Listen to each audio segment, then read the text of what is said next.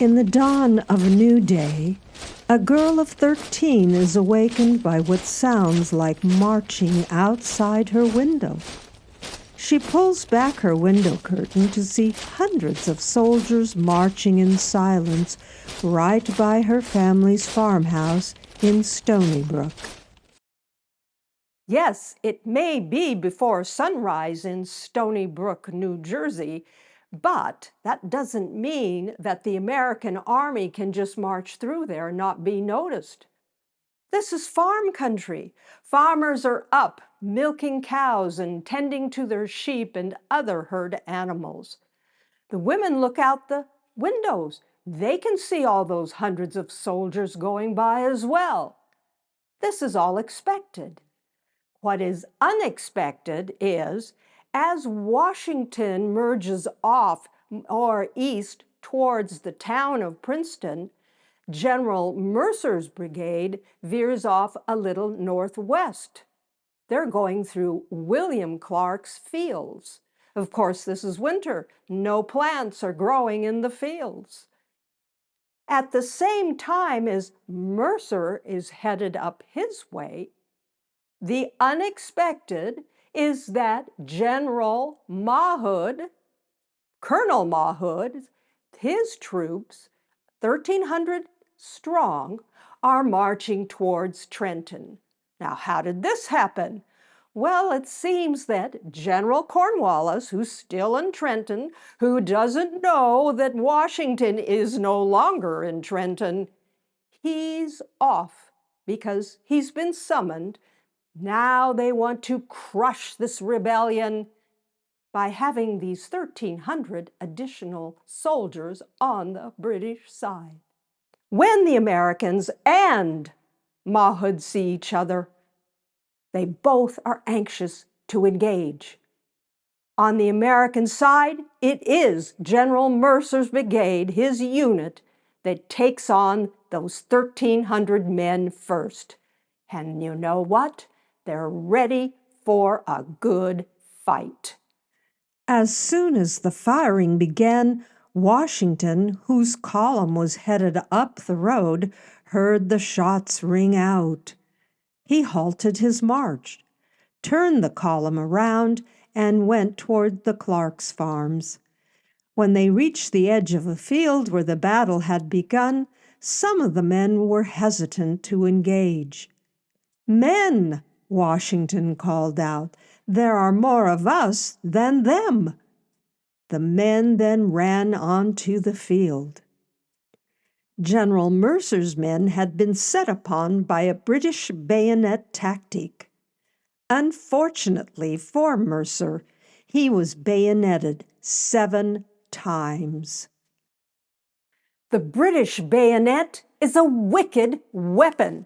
It is about 17 inches in length, and the Americans were rightly afraid of any engagement with the British soldiers and their long guns, plus 17 inches of, well, a knife sticking out in front. General Mercer was then butchered by this typical British bayonet assault. He was stabbed 7 times. Oh, the Americans would not forget this incident. No, they would not. Their revenge would come 6 years later when the Americans used the same tactics. Remember, 17 inches of knife sticking out in front of your gun. They used the very same assault tactics on the British. That's how they won their war for independence. At this moment, however, the Americans needed to win this battle, the Battle of Princeton. Winning this battle meant winning international support. The Americans needed to show the rest of the world that they could win this revolution, this war for independence. Then they would also win the right. And what was this fight about? Trading with the world.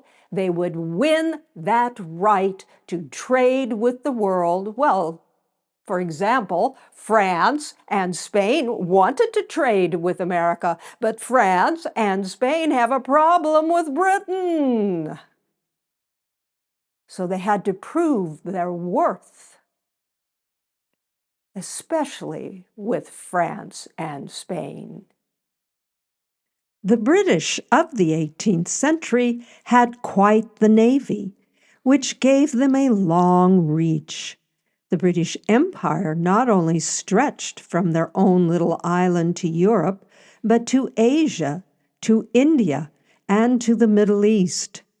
For every friend Britain made, they made enemies. Two of those enemies were France and Spain. If America wins its war, it can become trading partners with France and Spain and all of Europe. It took the Americans about 30 minutes to gain the upper hand in this battle. 10 minutes later, the upper hand turned into a rout of the British. General Washington had to call his men back. Otherwise, they would have chased that Colonel Mahood's brigade back over the sea. Washington then saw to his friend Hugh Mercer's comfort. He was taken, like the other wounded, to the Clark House, where he was nursed by kind Quaker women and a doctor, Benjamin Rush. He died 9 days later, on January 12, 1777, 4 days shy of his 51st birthday. Because of those American soldiers, we celebrate 250 years of our independence. And may I remind you, as you celebrate, raise your glass to toast the original patriots who saved the American Revolution.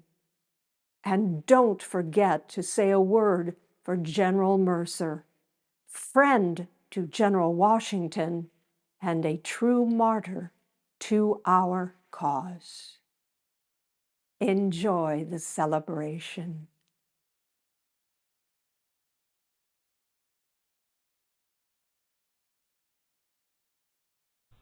Mary Stump is the character in my novel, Mary Stump at the Battle of Princeton. Read it, and you will know even more about what it took to save the American Revolution.